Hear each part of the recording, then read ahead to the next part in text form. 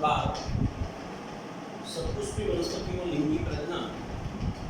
તો મિત્રો આપણે સૌપ્રથમ પુષ્પના એકમો પુષ્પના એકમોની અંદર જે આવશ્યક એકમો છે એ આવશ્યક એકમોની અંદર પુંકેસર ચક્રની આપણે વાત કરતા હતા મિત્રો। અને એ પુંકેસર ચક્રમાં પુંકેસર, પરાગાશય, લઘુ બીજાણુધાનીની રચના તેમજ લઘુ બીજાણુ જનન એટલો સુધી ટોપિક આપણે શીખી ગયા હતા મિત્રો। હવે આપણે પરાગાશય, હવે આપણે પરાગરજ અથવા તો લઘુ બીજાણુ અથવા તો અપરિપક્વ નરજન્યુજનકની રચના એનો અભ્યાસ આપણે મિત્રો ચર્ચા કરીશું। થોડીક આપણે ડિટેલમાં ચર્ચા કરીશું મિત્રો। તો આપણે જોઈએ મિત્રો તો અહીંયા આપણે એક પરાગરજની સરસ મજાની એક પરાગરજ પુખ્ત અવસ્થાએ પરાગરજની આપણે સંપૂર્ણપણે આકૃતિ આપેલી છે મિત્રો। તો અહીંયા આપણે એક પરાગરજ અને પરાગરજની જે અહીંયા છે મિત્રો જોઈ લઈએ કે બહારનું આવરણ છે, આ એક અંદરનું આવરણ છે મિત્રો। તો આ છે આપણું બાહ્યાવરણ છે મિત્રો, આ બાહ્યાવરણ છે, આ મિત્રો એક અંતર આવરણ છે। એની અંદર આપણો કોષરસ આપેલો છે અને એની અંદર એક કોષ કેન્દ્ર આપેલું છે। ત્યાર પછી આપણે જે બીજાણુનું જે ચિત્ર છે મિત્રો, બીજાણુની જે પરાગરજની આકૃતિ દોરી છે, જેમ જેમ આગળ વધશે જેમ આપણી પરાગરજ એ પુખ્ત અવસ્થાએ પહોંચે છે ત્યારે મિત્રો અહીંયા બરાબર ત્યારે જોઈ બે મોટી રચનાઓ આવેલી છે, આ કોષ કેન્દ્ર છે મિત્રો। આપણું આ બાહ્યાવરણ છે અને બાહ્યાવરણની અંદર જ્યાં જ્યાં સ્પોરોપોરની ગેરહાજરી છે મિત્રો એને આપણે જનન છિદ્રો કહેવામાં આવશે। ત્યાર પછી મિત્રો જેમ જેમ આગળ વધશે તેમ આપણે ત્રીજા નંબરની જે આકૃતિ આપીશું એની અંદર આપણે કોષ કેન્દ્ર છે મિત્રો, એ કોષ કેન્દ્રનું સમવિભાજન થશે મિત્રો। અને એમાંથી બે કોષો, એક નાલ કોષ, મોટો કોષ જેને આપણે નાલ કોષ અથવા તેને વાનસ્પતિક કોષ તરીકે ઓળખવામાં આવે છે, અને એના કોષરસનો તત્વ એક જનન કોષ મિત્રો। તો આ છે એ આપણો જ્યારે આપણે પરાગાશયની અંદર પરાગરજ જ્યારે પુખ્તતાએ પહોંચે છે ત્યારે એની અંદરના કોષ કેન્દ્રનું વિભાજન થાય છે અને કોષ કેન્દ્રનું સમવિભાજન થાય છે। એ મિત્રો સમવિભાજન થાય છે અને સમવિભાજન અસમ પ્રકારનું સમવિભાજન એ મોટો કોષ એ વાનસ્પતિક કોષ બને છે, નાનો કોષ એ જનન કોષ બને છે। એની રચના મિત્રો આપણે એ જોવાની છે। તો આપણે પરાગરજની રચનાની વાત કરીએ તો આપણે મિત્રો વિવિધ જાતિની પરાગરજ આપણે બંધારણની બાબતે એમના કદ, એમનો આકાર, રંગ અને સંરચના બાબતે વિવિધતા જોવા મળશે। એની અંદર જો તો સામાન્ય આપણે જે પરાગરજ છે મિત્રો એ પરાગરજ એ બંધારણની બાબતે એમનું કદ, આકાર, રંગ અને સંરચના બાબતે એ ભિન્ન છે। નંબર 2 સામાન્ય આપણી પરાગરજ છે એ સામાન્ય મોટા ભાગની પરાગરજ મિત્રો ગોળાકાર હોય છે અને તે 25 થી 50 માઇક્રોમીટર જેટલો અંદાજિત વ્યાસ ધરાવે છે। આ ઉપરાંત પરાગરજ જે છે એ પરાગરજ એ સ્પષ્ટ દ્વિસ્તરીય દિવાલ ધરાવે છે અને આ દિવાલની અંદર એમાં સૌથી બહારનું આવરણ છે મિત્રો જેને આપણે બાહ્યાવરણ તરીકે ઓળખીએ છીએ, અંગ્રેજીમાં આપણે એક્ઝાઇમ કહેવામાં આવે છે। તો અહીંયા આપણે બાહ્યાવરણની વાત કરીએ મિત્રો તો આપણે આકૃતિની અંદર પણ આપણે બાહ્યાવરણ જોઈએ છીએ મિત્રો। તો આપણું બાહ્યાવરણ છે મિત્રો અને એ બાહ્યાવરણ આ બહારનું આવરણ છે મિત્રો અને એ બાહ્યાવરણ એ બહારનું સખત આવરણ છે મિત્રો। તે સ્પોરોપોલિનનું બનેલું છે મિત્રો। સ્પોરોપોલિનનું અણુસૂત્ર આપણે અહીંયા આપણે મિત્રો લખેલું છે। કાર્બનના 90 પરમાણુ છે, હાઇડ્રોજનના 142 અને ઓક્સિજનના 36 પરમાણુઓનું બનેલું છે, જે એક ખૂબ જ પ્રતિરોધક દ્રવ્યનું બનેલું છે। પ્રતિરોધક કાર્બનિક દ્રવ્યનું બનેલું છે મિત્રો। તો એ પ્રતિરોધક કાર્બનિક દ્રવ્યનું બનેલું છે।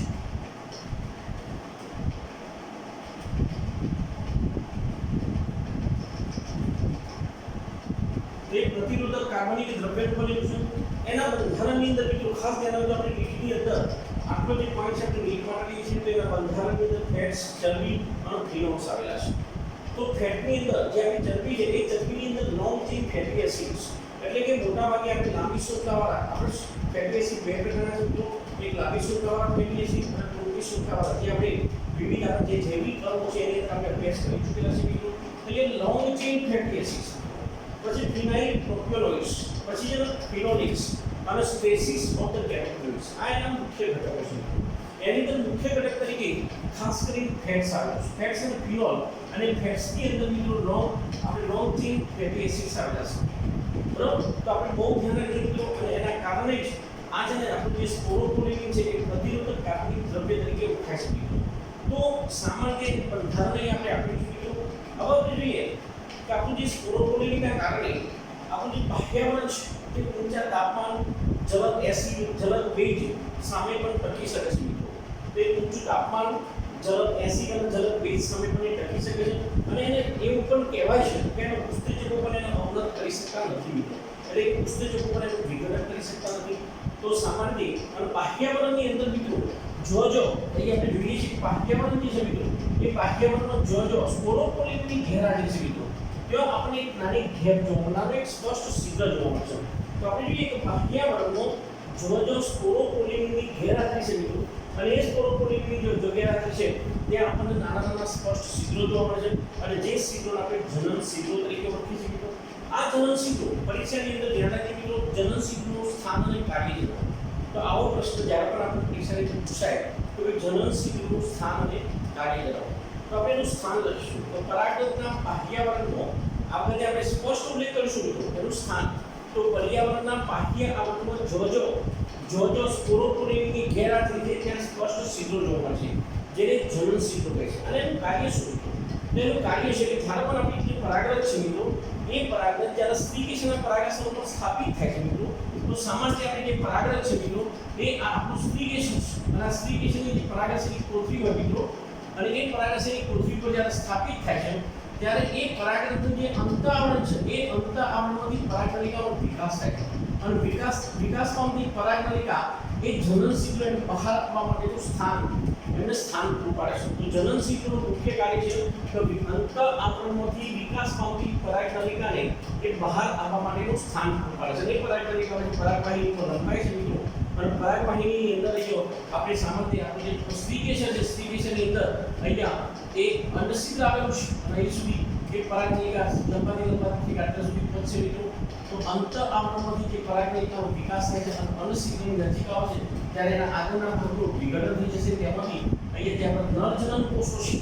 જે આપણે નરજન્યુઓ જેને આપણે પુંજન્યુ પણ કહેવામાં આવે છે અને બંને અહીંયા સહાયક કોષો દ્વારા એ અંદર મુક્ત થાય છે અને અંડકોષ અને એક દ્વિતીય કોષ કેન્દ્ર ફલિત થાય છે તો સામાન્ય આપણા જનન છિદ્રનું સ્થાન અને કાર્ય તેની અંદર બે પોઈન્ટ મસ્ત રીતે આપણે લખીશું તેમ તેનું સ્થાન તો પરાગરજની રચનામાં આપેલા બાહ્યાવરણનો સ્પોરોપોલિનની જો ગેરહાજરી છે ત્યાં સ્પષ્ટ છિદ્રો જોવા મળે છે જેને જનન છિદ્રો કહે છે આ એનું સ્થાન એનું કાર્ય તો આપણે લખીએ કે જ્યારે પણ પરાગરજ એ સ્ત્રીકેશના પરાગાશય પર સ્થાપિત થાય છે ત્યારે એ પરાગરજના અંતઃઆવરણમાંથી પરાગનલિકાનો વિકાસ થઈ જનન છિદ્રોમાંથી બહાર આવે છે બરાબર તો આ એનું કાર્ય છે તો જનન છિદ્રો જે આપણું જે પરાગનલિકા છે પરાગનલિકાનો વિકાસ થશે અને વિકાસ થયા પછી પરાગનલિકા એ જનન છિદ્રોમાંથી એ પરાગનલિકામાં પરાગવાહિનીમાં લંબાઈ શકે તો પરાગવાહિનીને નીકળવા માટેનું સ્થાન મળે છે હવે આપણે જોઈએ તો સ્પોરોપોલિનની હાજરીના કારણે પરાગરજ એ અસ્થિઓ સ્વરૂપે લાંબા સમય સુધી સંગ્રહાયેલી છે ઘણી બધી આપણી અસ્થિઓ ઘણી બધી બહુ લાંબા સમય સુધી વર્ષો સુધી કેટલીક મહિનાઓ સુધી કેટલીક પરાગરજ છે મહિનાઓ સુધી કેટલીક પરાગરજ વર્ષો સુધી કેટલીક પરાગરજ 1000 વર્ષ સુધી કેટલીક તો પરાગરજ 5,000 વર્ષ સુધી પણ તેની અસ્થિઓ સ્વરૂપે સંગ્રહાયેલી જોવા મળે છે તો આ રીતે આપણું જે બાહ્યાવરણ છે એ પોસ્ટ આઈએમપી છે તે મહાન સખત આવરણ છે તે સ્પોરોપોલિનનું બનેલું છે જે એક ખૂબ જ પ્રતિરોધક કાર્બનિક દ્રવ્યનું બન્યું છે એના બંધારણનો ફેટ્સ એટલે ચરબી અને ફિનોલ્સ આવેલા છે આપણે મુખ્ય ઘટકો છે આ બંને જે ઘટકો છે એનું પોલિમરાઇઝેશન થાય છે અને બંનેના પોલિમરાઇઝેશનથી જ સ્પોરોપોલિન બને છે મિત્રો ધ્યાન રાખજો તો આ ફેટ્સમાં સામાન્ય લોંગ ચેઇન ફેટી એસિડ્સ આવેલા છે લાંબી શૃંખલાવાળા ફેટી એસિડ્સ આવેલા છે ફિનાઇલ પ્રોપેનોઇડ્સ ફિનોલિક્સ આવેલા છે અને સ્પેસીસ ઓફ કેરોટીનોઇડ્સ કેરોટીન પ્રોટીન પર આવેલું છે આટલા ઘટકો આની અંદર આવેલા છે તે ઊંચા તાપમાન જલદ એસિડ જલદ બેઝ સામે પણ ટકી શકે છે અને તે ઉત્સેચકો પર એનું અવરોધ કરી શકતા નથી અને બાહ્યાવરણનો જ્યાં સ્પોરોપોલિનની ગેરહાજરી છે મિત્રો ત્યાં સ્પષ્ટ આપણે છિદ્રો જોવા મળે છે જે છિદ્રો આપણે જનન છિદ્રો તરીકે ઓળખવામાં આવે છે તો આ જનન છિદ્રોનું સ્થાન છે મિત્રો તો જનન છિદ્રોનું સ્થાન અને એનું કાર્ય તેનું સ્થાન તો પરાગરજનો બહારના બાહ્યાવરણ પર જો સ્પોરોપોલિનની ગેરહાજરી હોય છે ત્યાં સ્પષ્ટ છિદ્રો જોવા મળે છે જેને જનન છિદ્રો હોય છે અને એનું કાર્ય કે જ્યારે પરાગરજ સ્ત્રીકેશના પરાગાશય પર સ્થાપિત થાય છે ત્યારે અંતઃઆવરણમાંથી પરાગનલિકાનો વિકાસ થઈ જનન છિદ્રોમાંથી બહાર આવે છે તો જનન છિદ્રો એ પરાગનલિકાને અંતઃઆવરણથી વિકાસ પામતી પરાગનલિકાને બહાર નીકળવા માટેનું સ્થાન પૂરું પાડે છે આ એનું કાર્ય છે અને સ્પોરોપોલિનની હાજરીના કારણે મિત્રો પરાગરજ અસ્થિઓ સ્વરૂપે લાંબા સમય સુધી સંગ્રહાયેલી આપણને જોવા મળે છે હવે એ મિત્રો ધ્યાન રાખજો બે થોડાક મોસ્ટ આઈએમપી પ્રશ્નો છે બે આમ તો એ ઘણા બધા પ્રશ્નો એ પરીક્ષાની અંદર સીપીએસસી પીએમડી ની પરીક્ષાની અંદર પણ પ્રશ્નો પૂછાઈ ગયેલા છે, બરોબર. ભાગ્યપાણી વિશે પણ પ્રશ્નો પૂછાઈ ગયેલા છે, એટલે બહુ ધ્યાન રાખજો મિત્રો. અહીંયા બે ઇમ્પોર્ટન્ટ પ્રશ્નો છે કે sporopollenin is formed by the polymerisation of. તો આપણે જોયું મિત્રો કે એ શા માટે આ બંનેનું પોલિમરાઇઝેશન ફિનોલ હેડ્સ અને ફિનોલ્સ. પછી સ્પોરોપોલિન ઇઝ કેમિકલી, તો સામાન્ય કેમિકલી જે છે ફેટી સબસ્ટેન્સ મોટા ભાગે એની અંદર ફેટી સબસ્ટેન્સ આવેલા છે, લાંબી શુલ્કવાળા ફેટી એસિડ્સ આવેલા છે, અને માટે આપણે આ બે જવાબોને આપણે બહુ ધ્યાન રાખશું મિત્રો.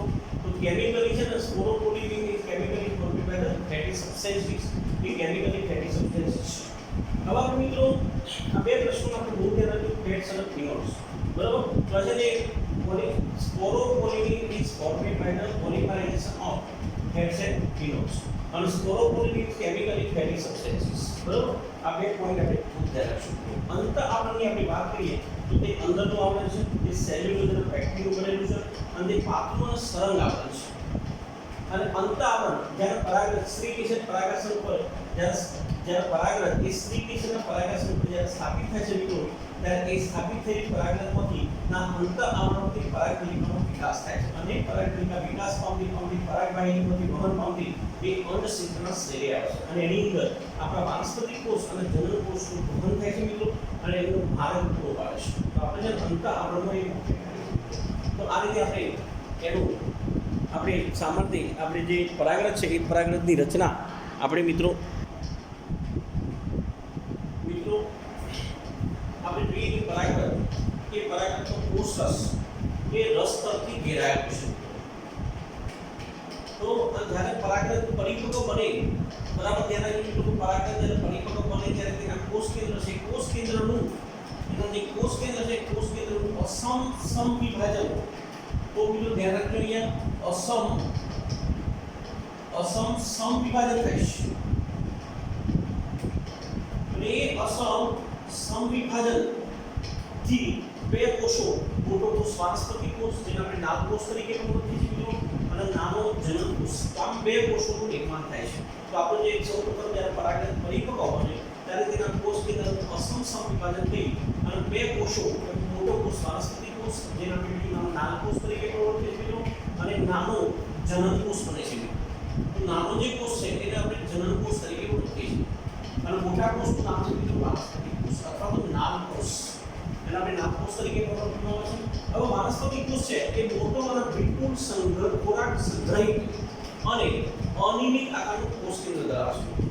એનું મુખ્ય કાર્ય છે કે જ્યારે પણ આપણી પરાગરજ સ્ત્રી કિશનના પરાગાશય પર સ્થાપિત થશે, અને જ્યારે અંત આવરણમાંથી પરાગકલિકાનો વિકાસ થશે, અને એ વખતે વાનસ્પતિક કોષ અને જનન કોષ આ બંને કોષો છે મિત્રો, એ બંને કોષો સામાન્ય પરાગકલિકામાંથી વહન થાય છે, અને પરાગકલિકામાંથી જ્યારે વહન થશે ત્યારે જનન કોષનું વાનસ્પતિક કોષની અંદર રહેલો જે ખોરાક છે તે ખોરાક એ જનન કોષનું પૂરો પાડે છે.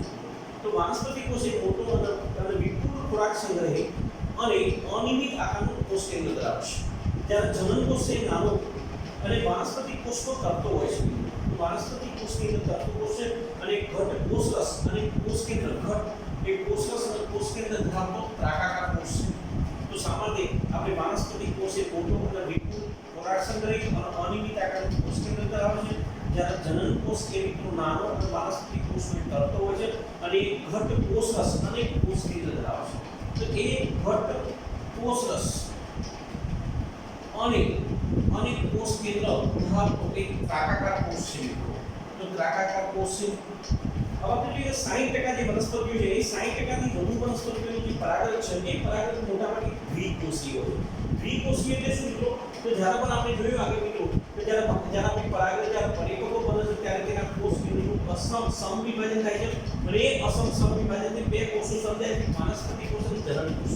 તો આ બે કોષો ધરાવતો જે કોષ છે, અને એ અવસ્થાએ જ્યારે એ પરાગાશય જ્યારે સ્ફોટન થાય છે, અને જ્યારે પરાગરજ એ મુક્ત થાય છે, એ વખતે જ્યારે એ અવસ્થાએ એ દ્વિકોષી અવસ્થાએ મુક્ત થાય છે. જે વખતે આપણે પરાગાશય છે, પરાગાશય કોષનું જ્યારે સ્ફોટન થશે મિત્રો, અને સ્ફોટન થઈ પરાગરજ એ વાતાવરણમાં જ્યારે મુક્ત થાય છે ત્યારે એ વખતે એ દ્વિકોષી અવસ્થામાં, એટલે કે એનું જે કોષ કેન્દ્ર છે કોષ કેન્દ્રનું અસમ વિભાજન થાય, એટલે વાનસ્પતિક કોષ અને જનન કોષ આ બંને કોષો સહિત જ્યારે પરાગરજ વાતાવરણની અંદર એ અવસ્થાની અંદર મુક્ત થાય છે. અને 60% જે 60% વધુ વનસ્પતિઓની પરાગરજ એ દ્વિકોષી અવસ્થાએ મુક્ત થાય છે. એ પ્રમાણે બાકીની જે જાતિઓ છે તો બાકીની જાતિઓની પરાગરજ એ ત્રિકોષી અવસ્થાએ મુક્ત થાય છે. તો મિત્રો એ પહેલો વાનસ્પતિક કોષ, તો પહેલા વાનસ્પતિક કોષ અને જનનકોષ બનશે અને ત્યાર પછી આ જે જનનકોષ છે મિત્રો એ જનનકોષનું ફરી પાછું સમવિભાજન થશે અને એ સમવિભાજનથી બે નરજન્યુઓ સર્જાય છે. તો આપણું જે જનનકોષ છે એ જનનકોષ ફરીથી પાછું એનું વિભાજન થશે અને એમાંથી બે નરજન્યુઓ સર્જાય છે. વાનસ્પતિક કોષ અને બે નરજન્યુઓ એમ ત્રિકોષીય અવસ્થાએ મુક્ત થતી હોય છે. તો સામાન્ય એટલે આપણે મિત્રો બહુ ધ્યાન રાખીએ કે 60% થી વધુ શબ્દ વાપરેલું છે. તો 60% થી વધુ વનસ્પતિઓ જે છે વનસ્પતિઓનો પરાગરજ એ દ્વિકોષી અવસ્થાએ મુક્ત થાય છે અને બાકીની જાતિઓની પરાગરજ એ ત્રિકોષીય એટલે મિત્રો એક વાનસ્પતિક કોષ અને બે આપણો જે જનનકોષ છે ફરી પાછો સમવિભાજન પણ છે અને એ સમવિભાજન પામી એમાંથી જે જનનકોષનું નિર્માણ થશે. તો આ જે જનનકોષ છે એ જનનકોષમાંથી બે નરજન્યુ બનશે એનું સમવિભાજન થાય છે અને સમવિભાજન થઈ અને એ બે નરજન્યુઓનું સર્જન થાય છે. તો આ જે એમાં ત્રણ કોષ છે અને એ ત્રિકોષી અવસ્થાએ મુક્ત થતી હોય છે.